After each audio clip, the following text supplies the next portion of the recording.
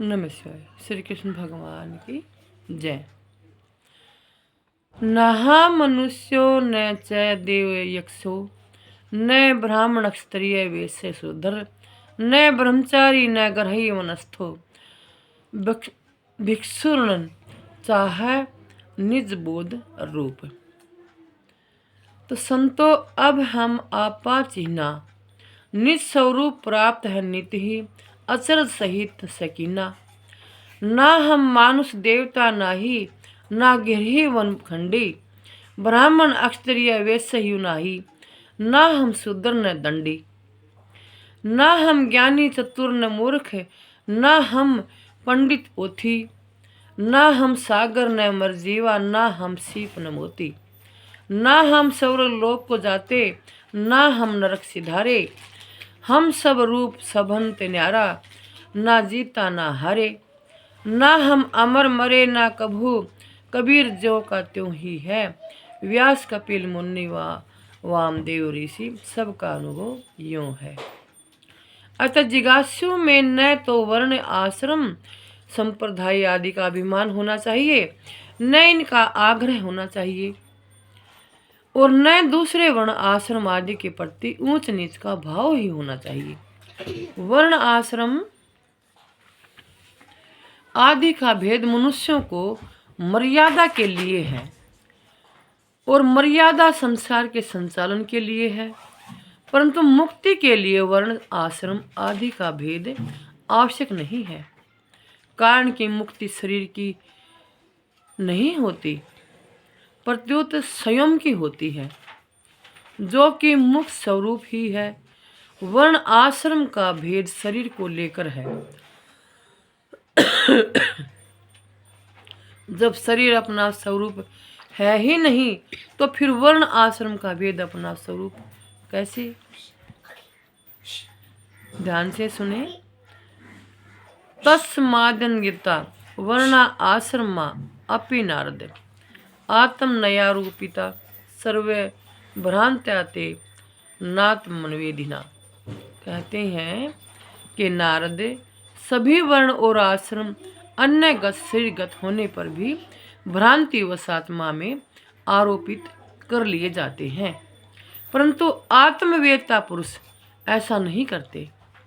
इसलिए मुक्ति होने पर स्वयं का शरीर से संबंध विच्छेद होता है, शरीर का संसार से संबंध विच्छेद नहीं होता, अर्थात स्वयं शरीर से असंग अलग होता है। शरीर संसार से असंग नहीं होता, कारण कि प्रतिक्षण बदलने वाले शरीर का संबंध संसार से है, स्वयं से नहीं। वर्ण आश्रम की मान्यता केवल समांग के लिए है। हमारा स्वरूप ब्राह्मण आदि नहीं है। जैसे नाटक में लक्ष्मण बना हुआ व्यक्ति बाहर से अपने स्वांग का ठीक तरह से पालन करते हुए भी भीतर से अपने को लक्ष्मण नहीं मानता।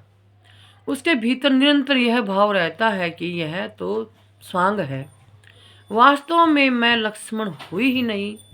ऐसे ही बाहर से अपने वर्ण आश्रम का शास्त्र और लोक मर्यादा के अनुसार ठीक तरह से पालन करते हुए भी भीतर में यह भाव रहना चाहिए कि मैं तो भगवान का अंश हूँ। वो तो हुई। जो जिस वर्ण आश्रम का हो उस वर्ण आश्रम के अनुसार विहित कर्मों का ठीक तरह से पालन करे और निषिद्ध कर्मों का त्याग करे तो उसकी अहंता सुगमता पूर्वक छूट जाएगी।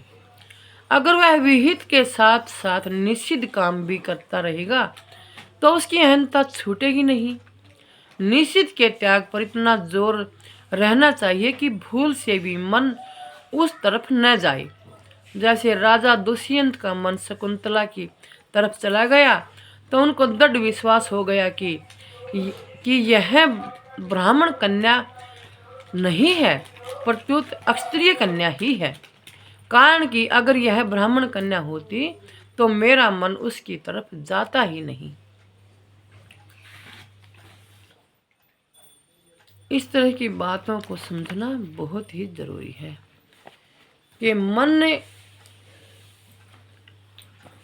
जब हमारा किसी पर आकृष्ट होता है तो भगवान परमात्मा ये कहते हैं कि उस आत्मा उस परमात्मा का अवश्य कोई न कोई संबंध है, जो दोनों ही एक तरफ अपने को एक दूसरे को एक अपनी तरफ खींच रहे होते हैं। तो इन सभी बातों को समझना बहुत ज़रूरी है, क्योंकि ज्ञान और ध्यान ही इंसान को कड़े कड़े से सुधार सकता है, और कोई दूसरा उपाय होता ही नहीं। इसलिए ज्ञान में चले, ज्ञान में रहे, ध्यान में रहे, और अपने भगवान के अर्पित करके संयम को अपने आप को रखे, ताकि हमारा भजन भी बराबर बना रहे और शांतिपूर्ण हमारा जीवन भी व्यतीत होता रहे। नमः शिवाय।